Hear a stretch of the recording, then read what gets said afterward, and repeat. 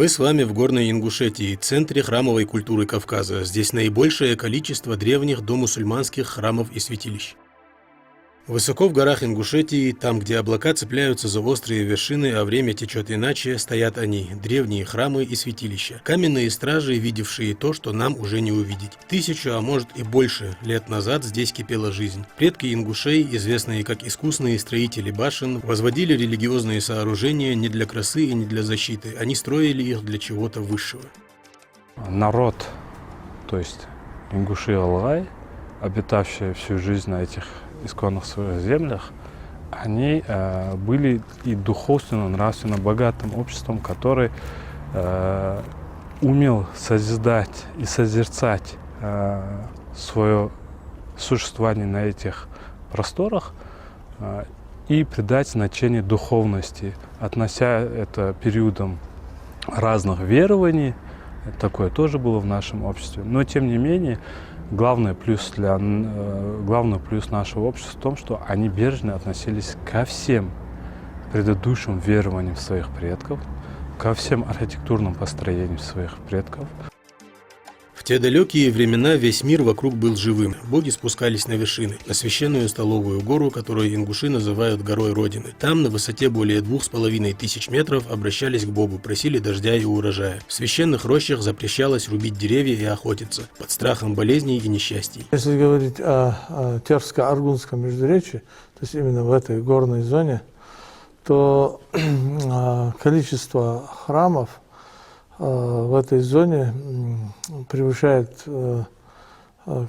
любые возможные предположения в отношении того, как могла там развиваться религия. Речь, скорее всего, нужно вести о том, что это очень древний культурный и религиозный центр. И архитектура культовая, которая возникла в этом месте, она, скорее всего, складывалась в течение тысячелетий. То есть это не одномоментно, не в рамках какого-то одного государства даже, а это многотысячелетний культурный пласт. То есть это история народа, который тысячелетиями проживал в этом месте. И архитектура, она в целом имеет общие признаки, то есть она имеет общую направленность. Ее главная идея заключается в единстве. Позже, когда в эти края пришло христианство, древние алтари не исчезли, их просто перестроили. Самый знаменитый храм Ингушетии, один из древнейших в России, стоит именно на месте языческого святилища. И даже сегодня, если присмотреться к его стенам, можно увидеть выбитые на камнях петроглифы, знаки, по которым жрецы когда-то читали звездное небо и вели календарь. Наша горная часть усеяна разными архитектурами и шедевром архитектурного строения. Это, можно сказать, у нас храм Тхабаерды, который, в принципе, на Кавказе именно в таком виде встречается, в принципе, и не встречается, кроме как он единственный. Феномен храма Тхабаерды до сих пор ученые, археологи, этнографы, исследователи до сих пор изучают и хотят понять его значение в ту эпоху и максимально придать широкому огласку степень значимости этого храма. На всей протяженности хребта, Кавказского большого хребта на территории Ингушетии, Джаравского района, также расположены в каждом крупном поселении храмы меньшего значения, цул, святилища, которые проводились те или иные обряды,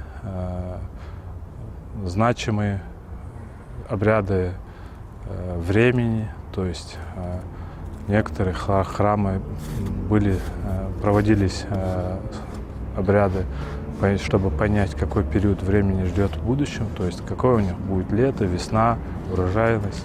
А были еще небольшие столпообразные святилища с нишами. Их ставили в честь родоначальников или тех, кто погиб от удара молнии. Считалось, что так человека отметил бог грома. И сегодня такие святилища можно найти в самых неожиданных местах, на склонах, у троп, среди вековых камней.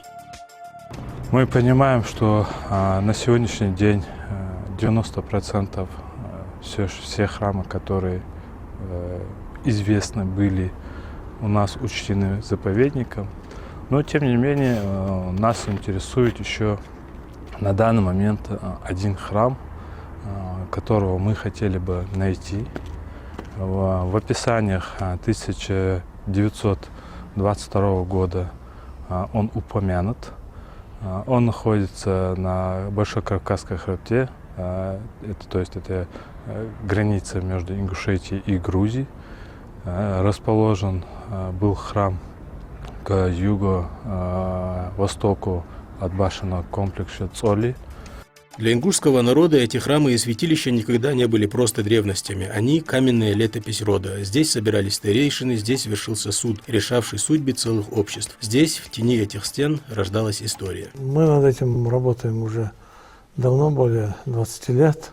У нас много материала, подтверждающего общее единое происхождение этой архитектуры и единство самой концепции.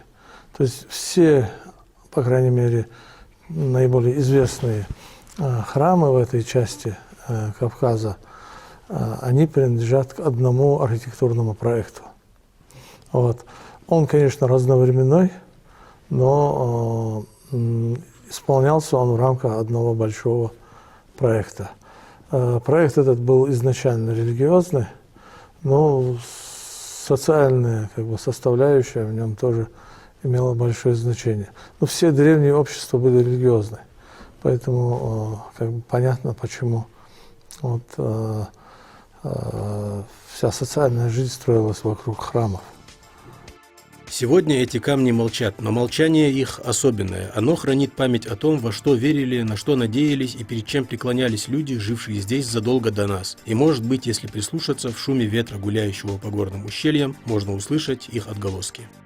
Понимая, что мы все сегодня исповедуем религию ислам, и мы, как нравственные и самосознание, душе духовное, стремимся привязать к столбу ислама.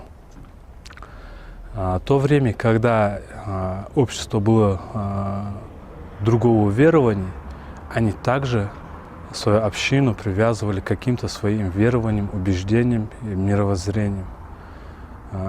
Сегодня, будучи мусульманами, нам гораздо легче посмотреть на степень важности этих объектов с той точки зрения, что даже каким бы сложным путям, какими бы сложные ситуации не были в нашем народе, включая эту депортацию, мы никогда, как общество, не были вандалами. Мы всегда бережно. И тот факт, что мы нация, которая добровольно приняла верование ислам, о многом значит. Период, когда мы приняли ислам, эти памятники ни в коем случае не подвергались никаким физическим и другим воздействиям. Храмы делились в зависимости от местоположения и по иерархии, либо на вершинах гор, либо на гребне труднодоступных вершин.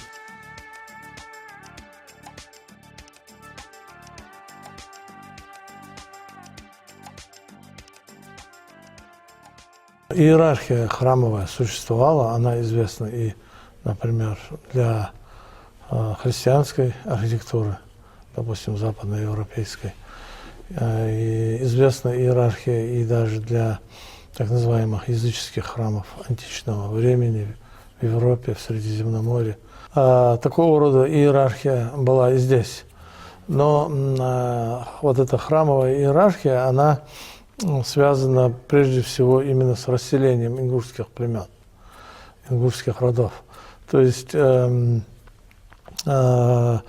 основание нового поселения и закладка новой башни – это был всегда религиозный акт. Вот. Соответственно, этот акт согласовывался, так скажем, в структурах, связанных с религией, то есть в храмах. Вот. Храмы давали разрешение на это. Поэтому были такие храмы, которые могли такое разрешение давать, были такие, которые к этому вопросу отношения не имели. То есть это более локальные храмы.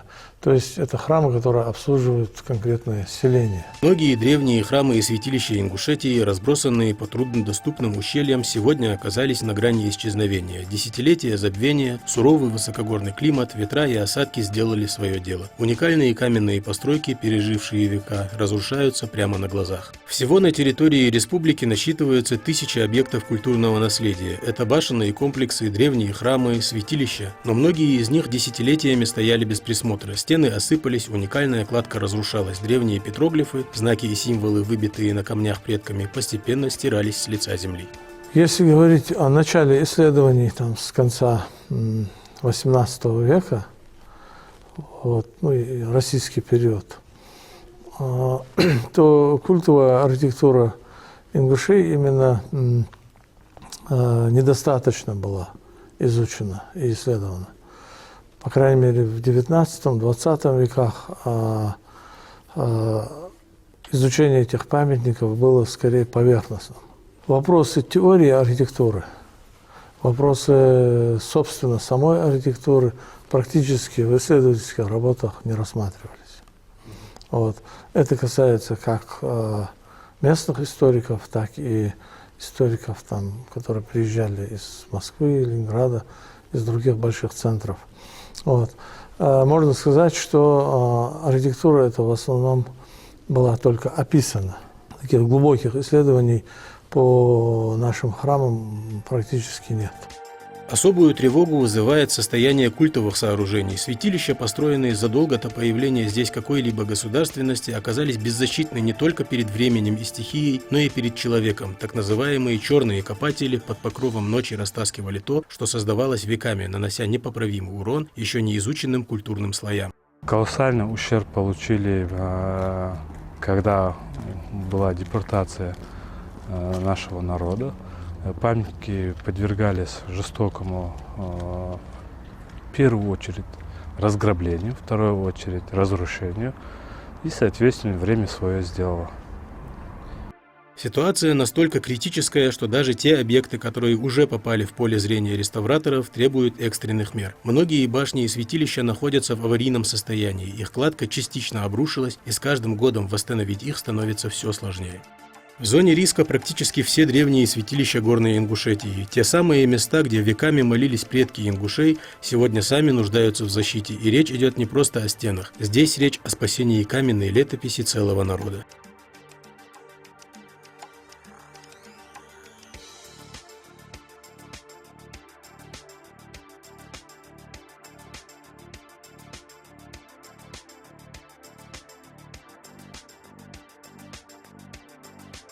Хорошая новость в том, что процесс спасения наконец начался. Выделяются средства на реставрацию и консервацию объектов, но объем работ колоссальный. Ведь если замешкаться, уникальные памятники, пережившие тысячелетия, могут исчезнуть навсегда уже в наше время. В Горной Ингушетии ведется системный мониторинг состояния уникальных средневековых храмов. Специалисты фиксируют трещины, следы разрушений и влияние эрозии, чтобы планировать научную реставрацию. Эта работа важна для сохранения древнего духовного наследия Кавказа. Самые известные храмы это Табайерд или Тхабайерды, это Албиерд и некоторые другие, их порядка десятка там. Общее количество храмов и сооружений, которые можно отнести к храмовым, превышает, наверное, 100 в этой части Кавказа, то есть между Тереком и Аргуном. По большей части они расположены между речи Асы и Терека. Археология в горах Ингушетии сегодня переживает новый этап своего развития. В центре внимания ученых древние храмы и святилища, разбросанные по труднодоступным ущельям Джейрахского района. Специалисты археологического центра республики ведут исследования, которые позволяют по-новому взглянуть на историю этого края. Если обратиться к историографии в целом, то нам известно, что изначально были в начале XIX века этнографические экспедиции на Кавказ. Параллельно, конечно же, они касались и Ингушетии тоже. И каждый раз в своих экспедициях исследователи отмечали, где находились те или иные башни, значит, склепы, святилища, храмы и так далее. И сегодня, благодаря этим, значит, архивным уже материалам, да, мы понимаем, где находилась та или иная башня, или же склеп, или же какое-то святилище или храм. Значит, после, значит, были экспедиции на Кавказ по фиксации всех этих сооружений, значит, как я сказал, да, благодаря чему мы узнаем о них. Допустим, если копнуть глубже, храм Тхаба-Йырда, мы понимаем, что он многослойный. Идут споры, научные споры, что он может быть там 6 века или 8. Но для нас это не важно. Важно то, что сегодня доказано, что он один из первых храмов у нас в Джайрасском районе, скажем так, Горной Ингушетии. Особый интерес представляют храмовые комплексы, многие из которых были построены на месте еще более древних святилищ. Археологи вскрывают культурные слои, которые веками оставались нетронутыми. Под полами поздних построек ученые находят следы ранних каменных кладок, фрагменты керамики, предметы быта и ритуальные захоронения. Мы знаем, что выдающийся ученый Семенов 20-30-е годы изучал горную часть Ингушетии. Об этом очень много написано. Значит, его ученик, выдающийся кавказовед и археолог Евгений Игнатьевич Крупнов, который продолжал, значит, дело Семенова. В последующие годы, значит, одна из сильнейших школ Чечтен-Ингушетии, археологических школ научно-исследовательского института, Виноградовская школа, которая насчитывала, значит, в себе более, значит, 12 специалистов-археологов, которые могли самостоятельно работать, исследовать памятники не только на равнине, но и в горной части, значит, в своих работах фиксировали и храмы, и святилища тоже. Здесь надо упомянуть, значит, наших ученых, это, значит, Мужухоев, это Чехкиев, которые работали в горной части Ингушетии. Также они работали на равнине тоже, но в основном по своей части, значит, и по горной они работали, и в своих работах они уже конкретно сталкивались с храмами, святилищами в своих работах. Вот, например, хотелось бы упомянуть святилище, которое находится в башенном комплексе Бишт, которое расчищалось Мужухоевым в 70-е годы. Ну, тогда было принято называть это расчисткой. Но сегодня это можно назвать полноценными археологическими работами. Вокруг храмов, как правило, обнаруживают следы древних поселений и обширные некрополи, скрывающие множество тайн. Каждый полевой сезон приносит новые открытия. В расщелинах скал и под каменными завалами исследователи находят сотни артефактов, от простых орудий труда до предметов, связанных с древними культами. 24-25 годы при раскопках памятника Пуй, это в горной части Ингушетии, мы вот около склепов мы нашли вот такое место, где вот массивная стела стоит, сегодня мы называем их чуртами, и вот снизу вокруг него выложен очень так, на известковом растворе выложена такая ниша, в которой мы нашли приношения. То есть мы там нашли кости птицы, курицы, кости животных, то есть люди приносили приношения. Вот такие места, столпообразные святилища. Да? Далее, значит, мы знаем, что при расчистке того же, значит, святилища, которое находится в Биште Мужухоевом, значит, находили наконечники стрел, кости животных, находили альчики, находили какие-то фрагменты керамики, даже находили, значит, гильзы, которые охотники оставляли там. То есть те же самые охотники, возможно, в Средневековье, да, когда ходили к этим святилищам, они же труднодоступны, высоко на горах находятся. То есть они молились своим богам для того, чтобы охота была удачной, допустим, да, или чтобы им что-нибудь сопутствовало. В этой связи, конечно же, они оставляли там какие-то вещи. И эти вещи сегодня можно там найти. Этому доказывают, значит, те же самые раскопки Мужухоева.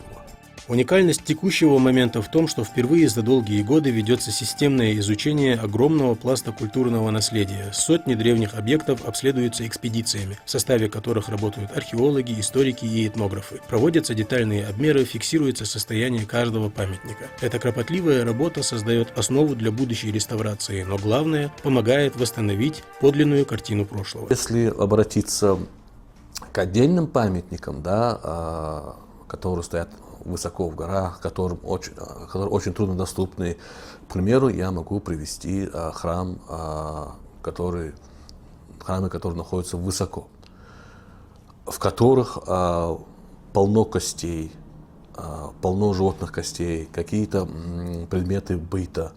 То есть эти места, куда пригонялся скот, и там происходила священная трапеза.